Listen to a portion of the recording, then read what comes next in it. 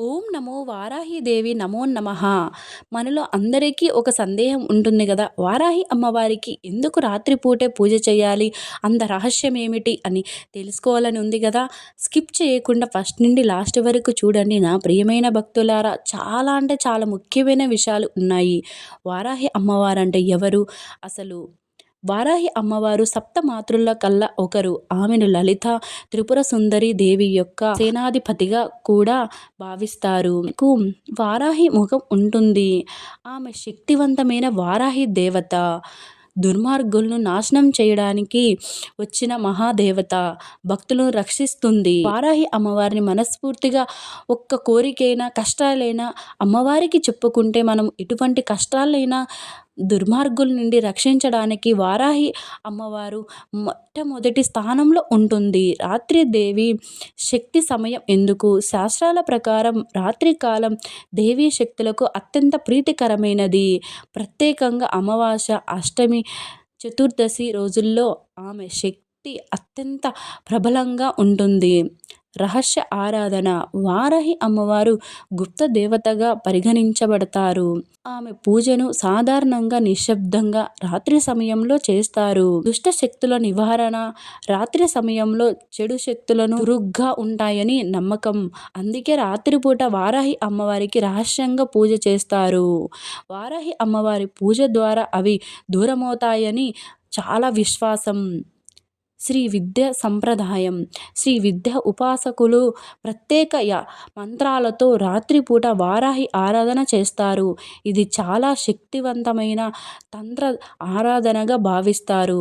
రాత్రి పూజ చేసే విధానము. శుభ్రమైన ప్రదేశంలో దీపం వెలిగించాలి. ఎరుపు పువ్వులు, ఎరుపు చీర అవి కట్టుకొని ఎరుపు పువ్వులు సమర్పించాలి అమ్మవారికి.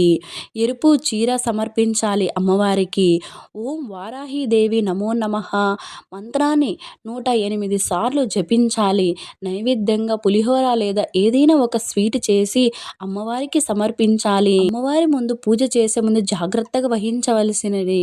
తంత్ర పద్ధతిలో చేసే ప్రత్యేక పూజలు గురువు మార్గదర్శకత్వంలోనే చెయ్యాలి. సాధారణంగా భక్తులు సాదాసీదాగా భక్తితో పూజ చేయడం సరిపోదు. వారాహి అమ్మవారంటే చాలా నిష్టమైన అమ్మవారు.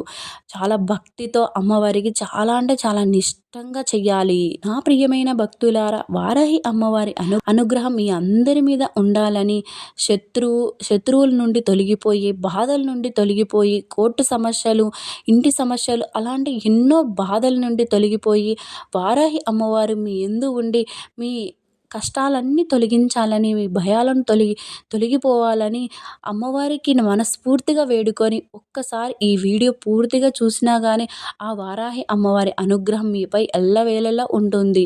మీరు ఎప్పుడైనా వారాహి అమ్మవారి పూజ చేశారా? ఒక్కసారి కామెంట్ చేయండి. కామెంట్లో వారాహి అమ్మవారని ఒక్కసారి రాయండి. ఈ వీడియో మీకు నచ్చితే ప్లీజ్ లైక్ చేయండి, షేర్ చేయండి.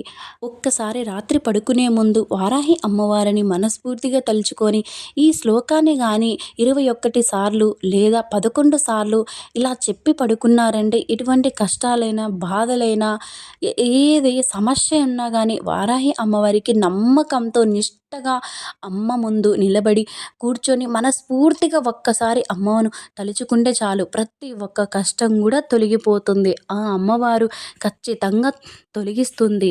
పడుకునే ముందు 11 సార్లైనా 21 సార్లైనా ఈ శ్లోకం చెప్పుకోండి భక్తులారా. ఈ శ్లోకాన్ని స్మరించుకోండి.